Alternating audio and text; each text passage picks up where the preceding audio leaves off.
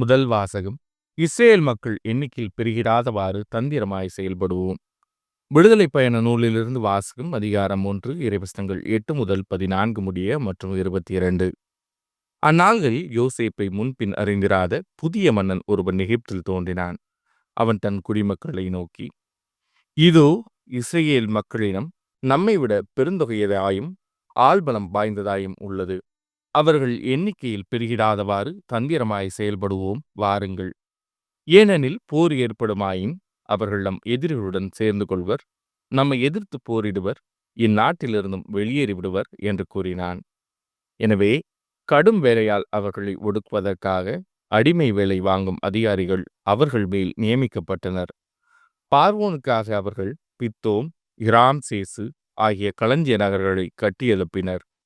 ஆயினும் எத்துணைக்கு எகிப்தியர் அவர்களை ஒடுக்கினார்களோ அத்துணைக்கு அவர்கள் எண்ணிக்கையில் உயர்ந்தனர், பெருகி பரவினர். இதனால் எகிப்தியர் இஸ்ரேல் மக்களை கண்டு அச்சமுற்றனர்.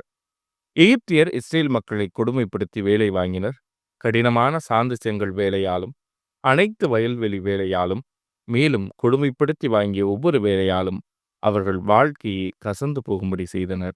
பின்னர் பார்வோன் தன் குடிமக்கள் அனைவருக்கும் ஆணை விடுத்து, பிறக்கும் எபிரேய ஆண்மகவு அனைத்தையும் நைல் நதியில் எரிந்து விடுங்கள், பெண்மகவியோ வாழ விடுங்கள் என்று அறிவித்தான்.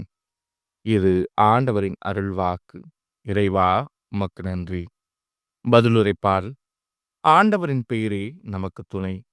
ஆண்டவர் நம் சார்பாக இருந்திராவிடில் இஸ்ரேல் மக்கள் சொல்வார்களாக, ஆண்டவர் நம் சார்பில் இருந்திராவிடில் நமக்கு எதிராக மனிதர் எழுந்த போது, அவர்களது சினம் நம்மேல் மூண்ட போது அவர்கள் நம்மை உயிரோடு விழுங்கியிருப்பார்கள். ஆண்டவரின் பெயரே நமக்கு துணை.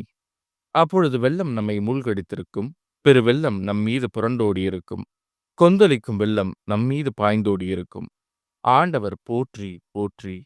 எதிரிகளின் பற்களுக்கு அவர் நம்மை இரையாக்கவில்லை. ஆண்டவரின் பெயரே நமக்கு துணை.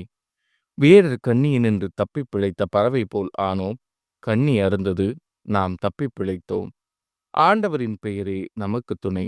விண்ணையும் மண்ணையும் உண்டாக்கியவர் அவரே. ஆண்டவரின் பெயரே நமக்கு துணை. நற்செய்தி வாசகம். அமைதியை அல்ல வாளையே கொணர வந்தேன். மத்தேயு எழுதிய தூய நற்செய்தியிலிருந்து வாசகம். அதிகாரம் 10 இறைவசனங்கள் 34 முதல் அதிகாரம் 11 இறைவசனம் 1 முடிய. அக்காலத்தில் இயேசு தம் சீடர்களை நோக்கி கூறியது, நான் உலகிற்கு அமைதி கொணர வந்தேன் என எண்ண வேண்டாம். அமைதியை அல்ல வாளையே கொணர வந்தேன்.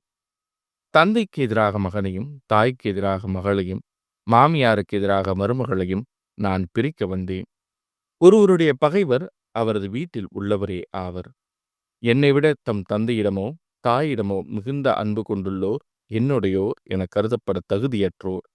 என்னை விட தம் மகனிடமோ மகளிடமோ மிகுதியாய் அன்பு கொண்டுள்ளோரும் என்னுடையோர் என கருதப்பட தகுதியற்றோர். தம் சிலுவையை சுமக்காமல் என்னை பின்பற்றி வருவோர் என்னுடையோர் என கருதப்பட தகுதியற்றோர். தம் உயிரை காக்க விரும்புவோர் அதை இழந்து விடுவர். என் பொருட்டு தம் உயிரை இழப்போரோ அதை காத்து கொள்வர். உங்களை ஏற்றுக்கொள்பவர் என்னை ஏற்றுக்கொள்கிறார். என்னை ஏற்றுக்கொள்பவரோ என்னை அனுப்பினவரையே ஏற்றுக்கொள்கிறார். இறைவாக்கினர் ஒருவரை அவர் இறைவாக்கினர் என்பதால் ஏற்றுக்கொள்பவர் இறைவாக்கினருக்குரிய கைமாறு பெறுவார். நேர்மையாளர் ஒருவரை அவர் நேர்மையாளர் என்பதால் ஏற்றுக்கொள்பவர் நேர்மையாளருக்குரிய கைமாறு பெறுவார். இச்சிறியோரில் ஒருவருக்கு அவர் என் சீடர் என்பதால் ஒரு கிண்ணம் குளிர்ந்த நீராவது கொடுப்பவரும் தம் கைமாறு பெறாமல் போகார் என உறுதியாக உங்களுக்கு சொல்கிறேன். இயேசு தம் 12 சீடருக்கும் அறிவுரை கொடுத்து முடித்ததும் பக்கத்து ஊர்களில் கற்பிக்கவும் நற்செய்தி அறிவிக்கவும் அவ்விடம் விட்டு அகன்றார். இது ஆண்டவரின் அருள்வாக்கு. கிறிஸ்துவே உமக்கு புகழ்.